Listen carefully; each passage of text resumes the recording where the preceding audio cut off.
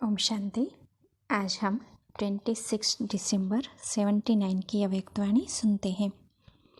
आज की वाणी का सार है राजयोगी अर्थात त्रिस्मृति स्वरूप। बाप दादा आज तिलकधारी बच्चों को देख रहे हैं। हर एक के मस्तक पर राजयोगी अर्थात स्मृति भव का तिलक और साथ साथ विश्व राज्य अधिकार का राज तिलक, राजयोगी तिलक और राज तिलक दोनों तिलक देख रहे हैं। आप सभी भी अपने दोनों तिलक को सदा देखते रहते हो। बाप दादा सभी के मस्तक पर विशेष राजयोगी तिलक की विशेषता देख रहे हैं। विशेषता देखते हुए अंतर क्या देखा?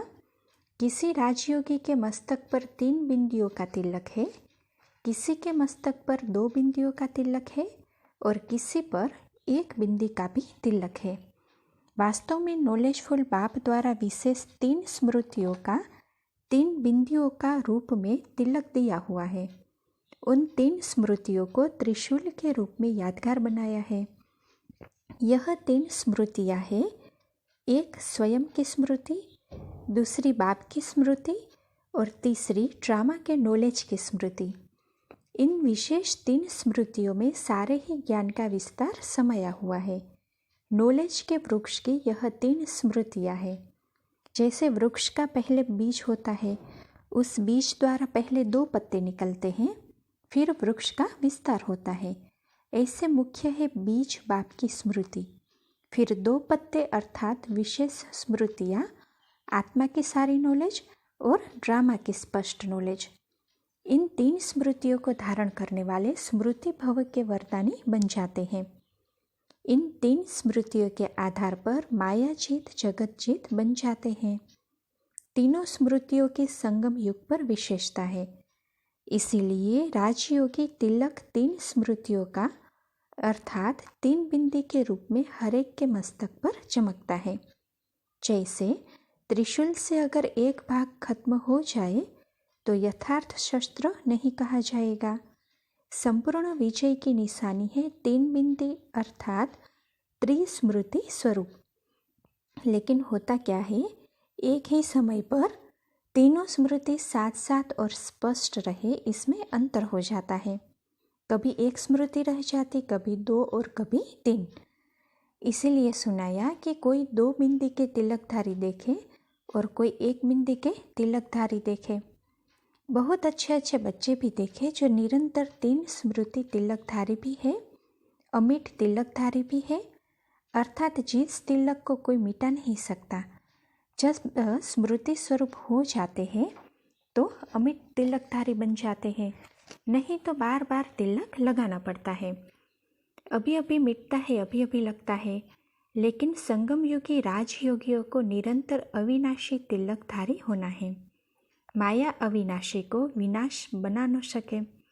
रोज अमृत वेले इस त्रिमूर्ति के अविनाशी तिलक को चेक करो तो माया सारे दिन में मिटाने की हिम्मत नहीं रख सकेगी।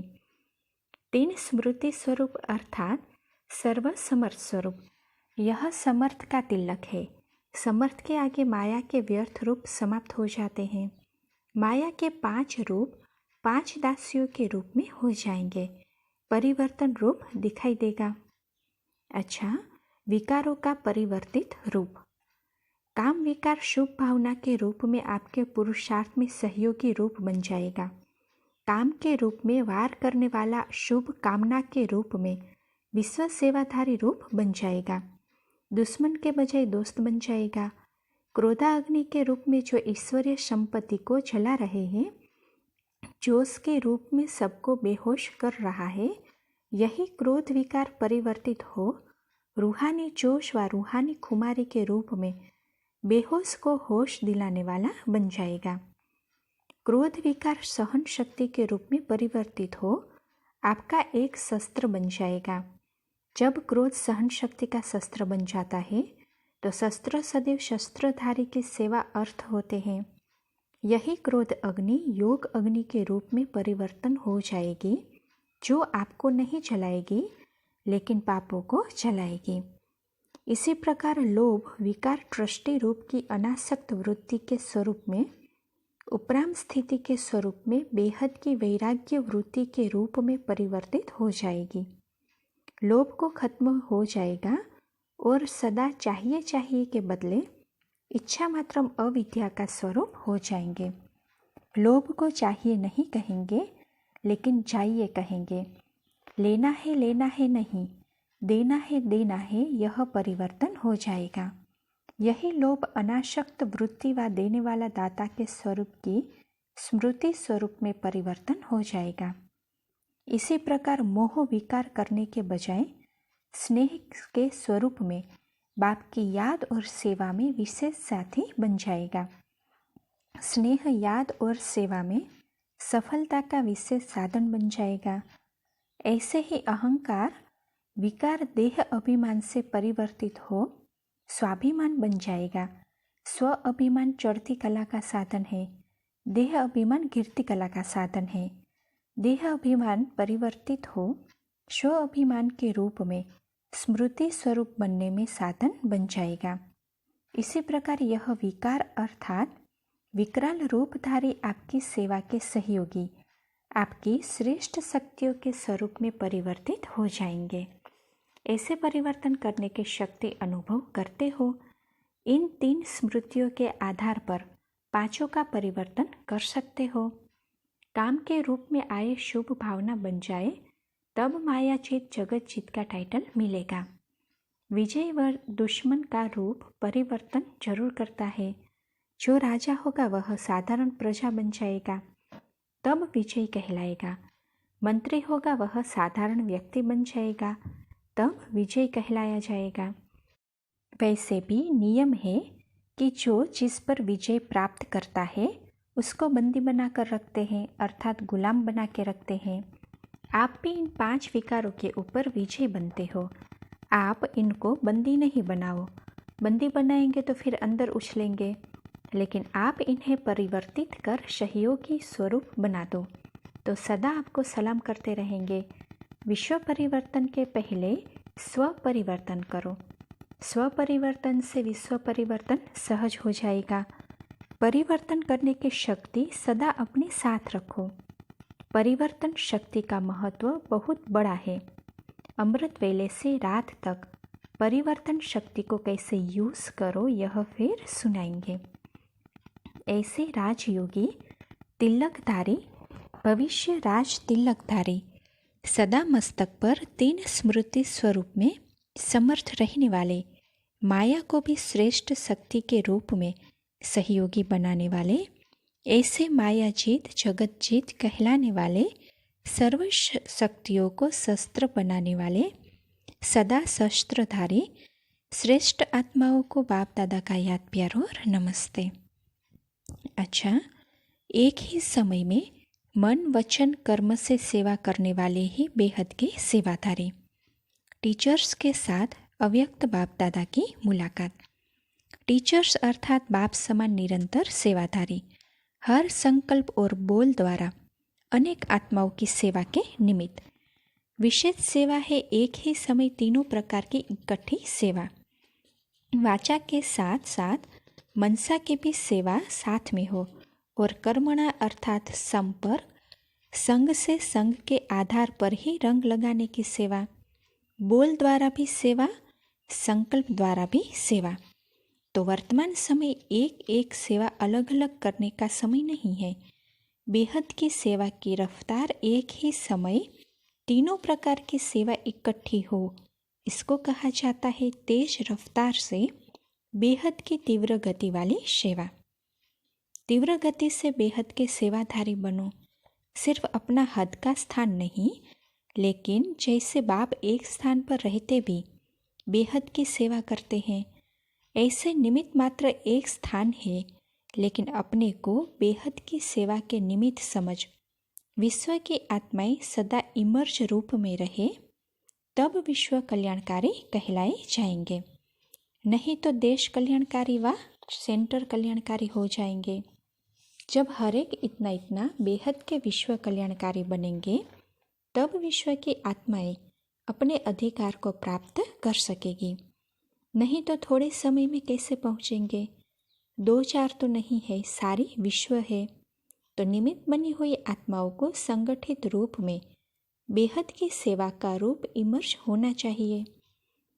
जैसे अपने स्थान का ख्याल रहता है, प्लेन बनाते हो, प्रैक्टिकल में लाते हो, उन्नति का ही ख्याल चलता है, ऐसे बेहद की सर्व आत्माओं के प्रति सदा उन्नति का संकल्प इमर्ज रूप में हो तब परिवर्तन होगा। विश्व कल्याणकारी के ऊपर कितना कार्य है। स्वप्न में भी फ्री नहीं हो सकते, स्वप्न में भी सेवा ही दिखाई दे। इसको कहा जाता है फुल बिजी, क्योंकि सारे दिन का आधार स्वप्न होता है। जो दिन रात सेवा में बिजी रहते हैं उनका स्वप्न भी सेवा के अर्थ होगा। स्वप्न में भी कोई नई नई बातें, सेवा के प्लान व तरीके दिखाई दे सकते हैं। तो इतना बिजी रहते हो। व्यर्थ संकल्पों से तो मुक्त होना। जितना बिजी होंगे उतना अपने पुरुषार्थ के व्यर्थ से और औरों को भी व्यर्थ से बचा सकेंगे। हर समय चेकिंग हो कि समर्थ है या व्यर्थ। अगर जरा भी व्यर्थ का अनुभव हो तो उस समय परिवर्तन करो। निमित्त बने हुए को देख औरों में भी समर्थ के संकल्प स्वतः ही भरते जाएंगे। समझा? बेहद के विश्व की आत्माएं सदैव इमर्ज होनी चाहिए। जब आप लोग अभी इमर्ज करो तो उन आत्माओं को भी संकल्प उत्पन्न हो कि हम भी अपना भविष्य बनाए। आपके संकल्प से उनको संकल्प इमर्ज होगा। विश्व कल्याणकारी का अर्थ ही है विश्व के आधार मूर्त। जरा भी अलबेलापन विश्व को अलबेला बना देगा। इतना अटेंशन रहे। दिल्ली वाले भी कोई नई बातें करो। कॉन्फ्रेंस तो बहुत पुरानी बात हो गई, अभी नई इन्वेंशन निकालो। कम खर्च वाला मशीन, खर्चा भी कम हो, रिजल्ट अच्छी निकले। अब देखेंगे यूपी ऐसी इन्वेंशन निकालता है या दिल्ली। अगर खर्चा ज़्यादा और रिजल्ट कम होती है तो आने वाले स्टूडेंट दिल शिकस्त हो जाते हैं। अभी उनको भी उत्साह में लाने के लिए कम खर्चा और अच्छी रिजल्ट निकालो, जिसमें बिजी भी सब हो जाए, खर्चा भी कम हो, तन और मन बिजी हो जाए, धन कम लगेगा। अच्छा, पार्टियों के साथ मुलाकात है। पहला, स्वस्थिति से सर्व परिस्थितियों पर विजय। सभी सदा स्वस्थिति के आधार पर परिस्थितियों के ऊपर विजयी रहते हो। संगम युग पर सभी विजयी रतन हो, तो विजय प्राप्त करने का साधन है स्वस्थिति द्वारा परिस्थिति पर विजय। यह देह भी पर है, स्व नहीं, तो देह के भान में आना यह भी स्वस्थिति नहीं है। तो चेक करो सारे दिन में स्वस्थिति कितना समय रहती है, क्योंकि स्वस्थिति व स्वधर्म सदा सुख का अनुभव कराएगा और प्रकृति धर्म अर्थात पर धर्म या देह की स्मृति किसी न किसी प्रकार के दुख का अनुभव जरूर कराएगी। तो जो सदा स्वस्थिति में होगा वह सदा सुख का अनुभव करेगा। सदा सुख का अनुभव होता है कि दुख की लहर आती है। संकल्प में भी अगर दुख की लहर आई तो सिद्धि है स्वस्थिति से स्वधर्म से नीचे आ गए। जब नया जन्म हो गया, सुखदाता के बच्चे बन गए, सुख के सागर के बच्चे सदा सुख में संपन्न होंगे। आप सभी मास्टर सागर हो तो संपन्न स्थिति का अनुभव होता है। समय के प्रमाण स्व का पुरुषार्थ। समय तेज भाग रहा है या स्वयं भी हाई जंप दे रहे हो। समय की रफ्तार के अनुसार अब हाई जंप के बिना पहुंच नहीं सकते। अभी दौड़ने का समय गया, हाई जंप लगाओ। पुरुषार्थ में तीव्र शब्द ऐड करो। याद में रहते हो यह कोई बड़ी बात नहीं, लेकिन याद के साथ साथ सहज योगी, निरंतर योगी हो। अगर यह नहीं तो याद भी अधूरी रहेगी। विश्व सेवा और स्व की सेवा दोनों का बैलेंस रखने से सफलता होगी। अगर स्व सेवा को छोड़ विश्व सेवा में लग जाते या विश्व सेवा भूल स्व सेवा ही करते तो सफलता मिल नहीं सकती। दोनों सेवाएं साथ साथ चाहिए। मनसा और वाचा दोनों सेवा इकट्ठी होंगी तो मेहनत से बच जाएंगे। जब भी कोई सेवार्थ जाते हो तो पहले चेक करो कि स्वस्थिति में स्थित होकर जा रहे हैं, हलचल में तो नहीं जा रहे हैं। अगर स्वयं हलचल में होंगे तो सुनने वाले भी एकाग्र नहीं होते, अनुभव नहीं करते। दूसरा, ज्ञान के सर्व राजों को जानने वाले कभी नाराज नहीं हो सकते।